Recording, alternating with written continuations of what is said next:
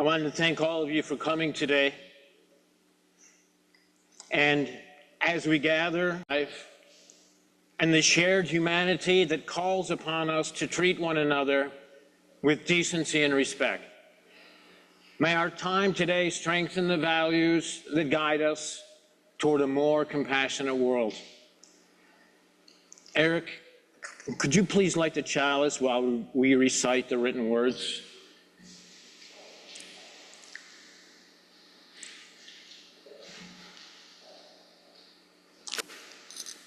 May the light we now kindle inspire us to use our powers to heal and not to harm, to help and not to hinder, to bless and not to curse, to serve you, Spirit of freedom. We now enter the time of joys and concerns, a practice rooted in our belief in the inherent worth and dignity of every human being. As we share, may we honor the essence of each story and the humanity within us all. I'd like to be the first to share a joy that I have because my son Jordan is with us today. When he found out I was giving a presentation, he said, "Dad, I have to come and see this." So Jordan's a kind of a local guy. He's from Amherst, not too far from Bill and Patty. And Jordan, thank you very much for coming. It means more to me than you'll ever know. And of course, I wanted to thank Eric for his help this week and being an individual I tried the sermon out on a few times, and he gave me some excellent suggestions, so thank you, Eric. Is there anyone else who has a joy and a concern? And if you do, we have the mic right up here. Just turn it on and come on up.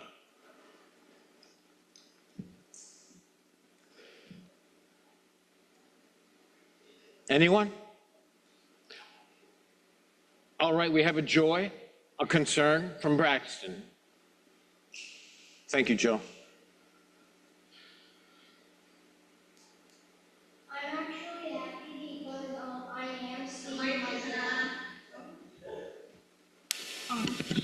I'm actually happy because I can see my dad more now. And I just saw him a couple of weeks ago, and he just dropped off my bike from my aunt's house. So I'm happy. Very nice.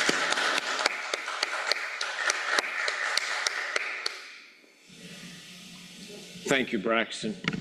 That was very nice. Go ahead and light a candle.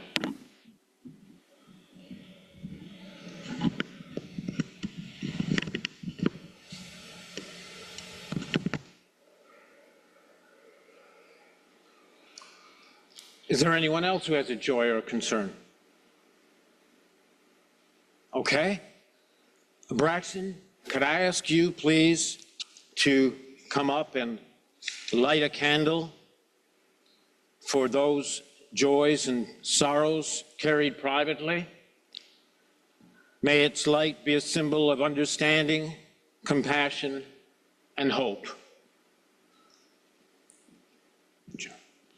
Thank you.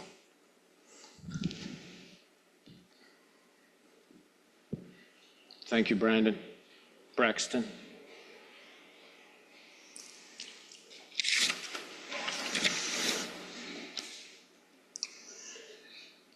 On January 20th, 1961, during his inaugural address on the steps of the U.S. Capitol in Washington, D.C., John Fitzgerald Kennedy said, "We must find time to stop and thank the people who make a difference in our lives."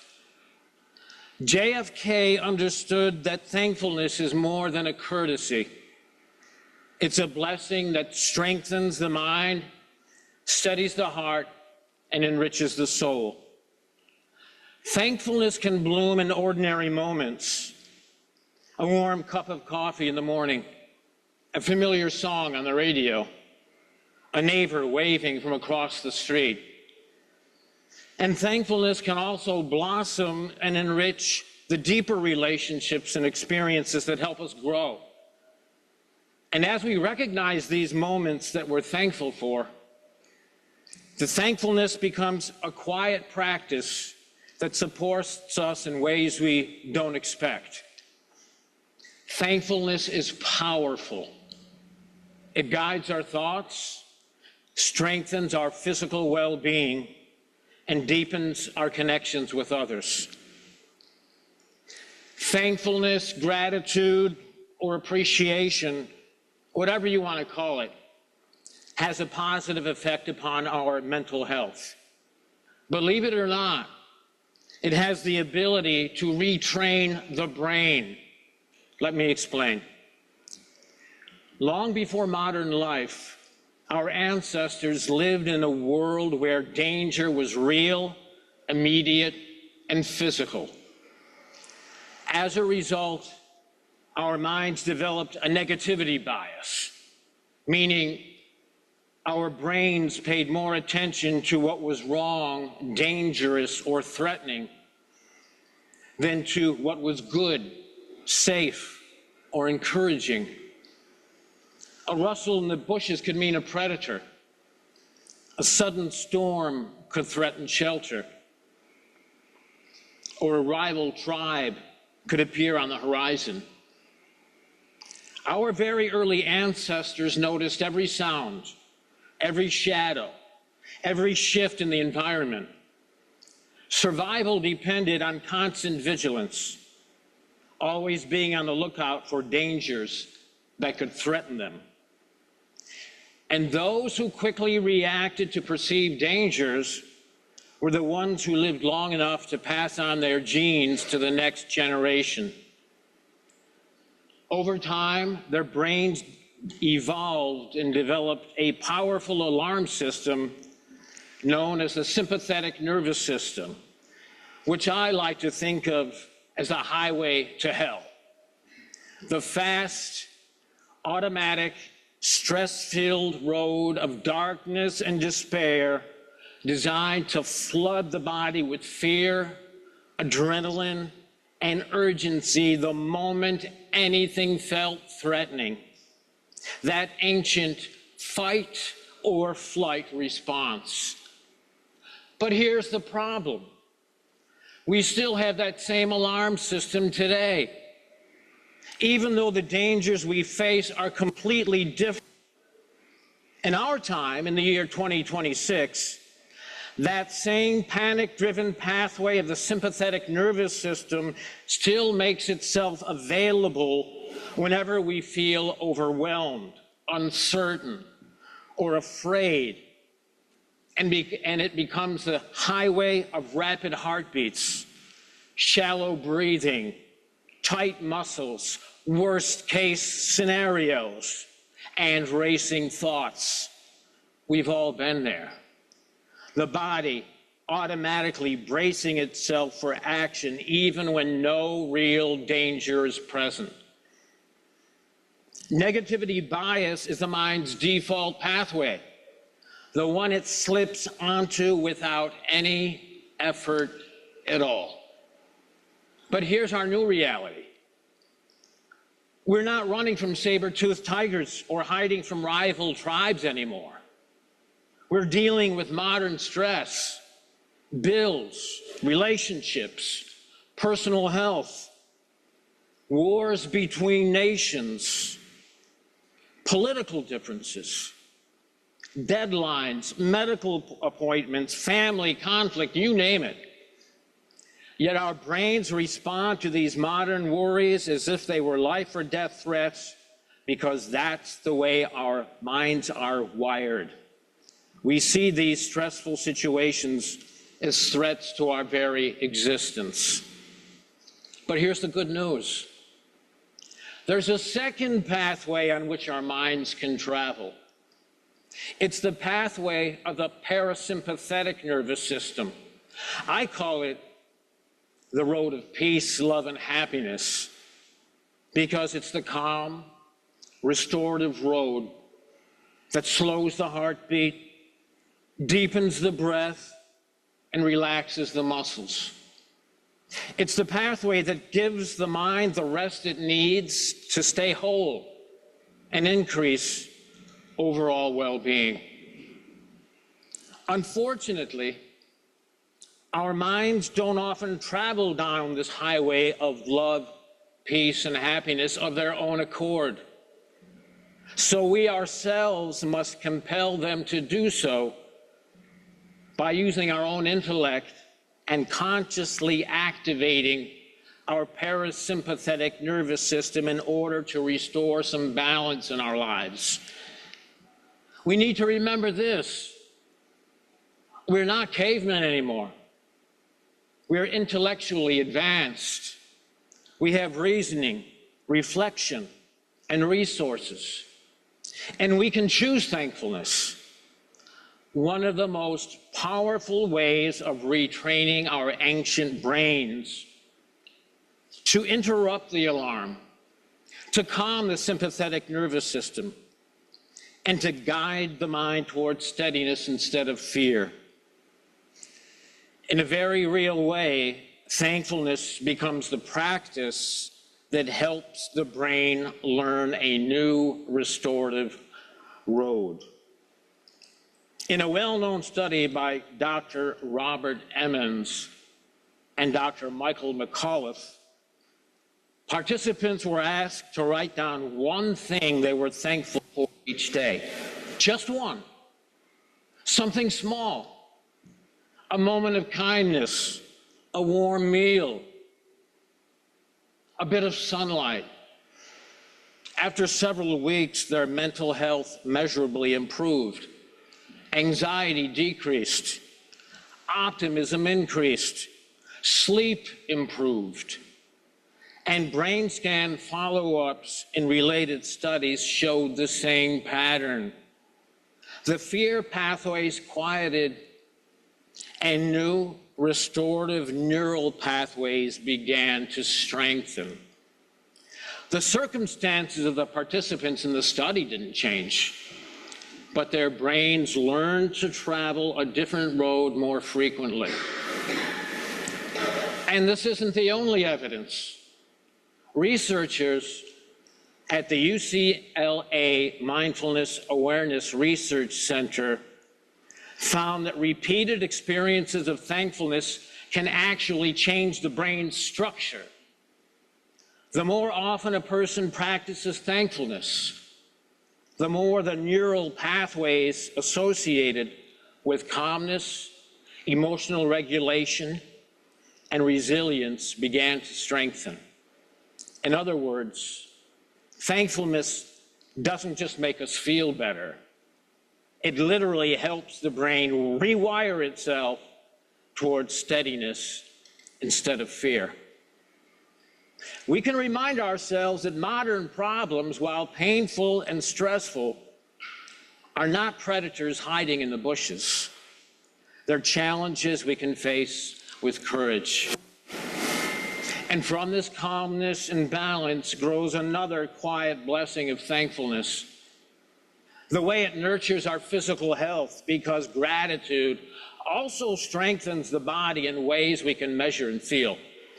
For example, in 2015, the American Heart Association published a study called Gratitude and Well-Being, a Review and Theoretical Integration, showing that people who participated daily thankfulness experienced measurable reductions in blood pressure, and they also had healthier heart rhythms.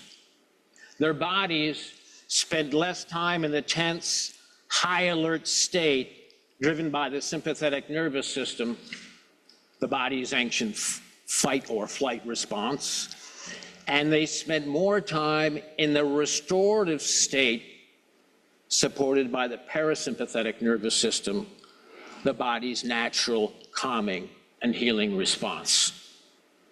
Researchers at the University of California, Davis, found similar results. In a 2003 study titled Counting Blessings versus Burdens, Psychologist Robert Emmons showed that people who kept a simple gratitude journal, just a few sentences a day, experienced lower levels of physical symptoms, improved sleep, and stronger immune responses. Their bodies literally shifted toward steadiness and repair. As the Vietnamese Buddhist teacher and peace activist Thich Nhat Hanh once wrote, "When gratitude is present, the body relaxes and the mind becomes light." His words echo what the research shows. Thankfulness doesn't just lift the spirit, it affects the body itself. We feel this in everyday life. When we notice something good, like a multicolored sunset at the end of a summer's day, or the comforting feeling of the warmth of the sun on our faces, or the way our heartbeat steadies when we remember that someone genuinely cares about us, then the body responds almost immediately. The shoulders drop a little. The breath moves from shallow to steady. The stomach unclenches. Even the small muscles around the eyes release their tension. A moment of genuine thankfulness can slow the pulse, bring a soothing release to the jaw, and let go of the tightness we didn't even realize we were carrying. These positive physical shifts are small, but they're real, and they accumulate. Thankfulness becomes a quiet companion that helps the body heal, restore, and prepare for whatever comes next. Yes, thankfulness does steady the mind and soothe the body, but it also moves outward, opening doors between people and making room for heartfelt connection. Oprah Winfrey, for example, tells the story of how she first became connected to the film The Color Purple. Before she had any role in the film, before she even imagined being in it, she learned that Steven Spielberg was bringing Alice Walker's novel to the screen. She felt overwhelmed with gratitude that such a story was being honored. And she talked about it openly, thanking Spielberg in interviews for creating a film that lifted up the experiences of Black women. And that expression of gratitude opened a door she never expected. Spielberg heard about her heartfelt appreciation and invited her to audition. He later told her that her sincerity, her thankfulness, made him want to meet her. That meeting led to her being cast as Sophia, a role that changed her life and helped launch her career. Oprah says that moment taught her something she never forgot. Gratitude doesn't just change how we feel, it changes what becomes possible. And who can ever forget Fred Rogers, who inspired the creation of the PBS children's television show, Mr. Rogers' Neighborhood, which ran from 1968 to 2001. Of course we remember him. One of his red zip-up cardigan sweaters is hanging in the Smithsonian's National Museum of American History. You may not know that Mr. Rogers received a Lifetime Achievement Emmy on May 21st, 1997 at Radio City Music Hall in New York City. The audience consisted of la crème de la crème of television entertainment. People who were used to the glitz and glamour and energetic vibes of fast-paced award ceremonies. When Fred Rogers went on the stage to accept the award that night, he did something remarkable.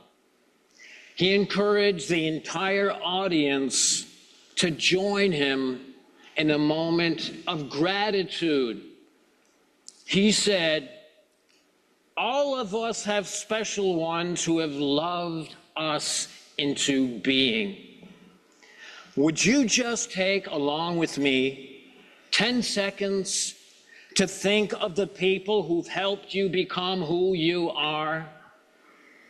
Those who have cared about you and wanted what was best for you in life?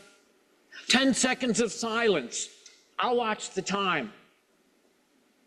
The room fell silent. People bowed their heads. Some closed their eyes, and many began to cry. Many described feeling calmer, more grounded, and more open-hearted. Afterward, several attendees said that those 10 seconds were the most meaningful part of the entire ceremony. Susan Lucci, an actress in All My Children, later said of Rogers, "He made us all stop. You could feel the whole room change. It was the most sincere moment I've ever seen at any awards show." Fred Rogers' gratitude practice didn't just shape his own parasympathetic nervous system. It changed the emotional climate of an entire room. And what about Jonas Salk, the scientist who developed the first safe and effective polio vaccine, who spoke often about how gratitude shaped his work? He believed that scientific discovery was never a solo act, and he made a point of thanking colleagues, mentors, and even the researchers whose work he built upon. Salk once said that appreciation widens the lens through which we see the world. In his lab, expressing gratitude created an atmosphere where ideas flowed more smoothly and collaboration came more naturally. People were willing to share insights, take risks, and trust one another because they felt valued. Gratitude opened doors to discovery. But here's an important point to remember. Thankfulness asks something of us as well. Its positive effects don't just drop it from the sky as the gentle rain from heaven. We have to become active participants in the process. And that only works when we stop, when we think, and when we choose what it is we're thankful for. So here's what we can do. 1, we can activate what is known as a gratitude flash, where we think of specific and concrete details of a chosen event we've experienced in the past 24 hours. Something that actually made us feel good. We close our eyes for 30 seconds and we replay the specific details of that feel-good moment. This gratitude flash works because appreciation and positive memory recall activate brain regions that release dopamine and serotonin, the body's feel-good chemicals that give us a more positive view on life. 30 seconds, that's all it takes. 2, we can name 3 specific things we're thankful for before bed, letting the mind settle into clarity instead of worry. 3, we can write 1 short note of appreciation to someone, a friend, a loved one, or even a perfect stranger, strengthening the connections that open doors between people. How long would that take? 4, and we can even offer thankfulness to ourselves. I'm thankful I tried. I'm thankful I even showed up. I'm thankful I'm learning. Expressing thankfulness requires a little work on our part, but the rewards are well worth the effort. In conclusion, thankfulness, whether quietly held or openly expressed, has the power to steady the mind, strengthen the body, and deepen our relationships. It doesn't erase the hard things in life, but it helps us meet them with clearer eyes and a more grounded spirit. Perhaps Meister Eckhart, the medieval mystic and theologian, said it best when he reminded us of this simple truth. If the only prayer you ever say in your entire life is thank you, it will be enough. May we grow through gratitude. May we welcome every good thing, and may thankfulness carry us forward. Amen. Are there any announcements today? Any announcements? No? Yes, Yes. we have an announcement, but before that, did any? Okay. So next week, we're going to be having Craig Mokhiber, one of Joe's friends, come. He's retired from the United Nations. He was a human rights lawyer. He sent me his title, so I wanted to share it with you. And then if you know anybody who would like to participate, I was going to advertise it to some other people. So his topic is going to be the global assault on justice that we are witnessing with attacks on international law, the UN, the ICC, serial aggression, genocide, etc., and the duty of all of us to resist the dismantling of the post-World War II legal order. So that's what he'll be talking about next week. And if anybody's never met Craig Mokhiber, he speaks very, very well, and he can answer any question about law, international law, or anything. Thank you. Excellent. Thank you. Eric, would you please extinguish the chalice while we recite the written words?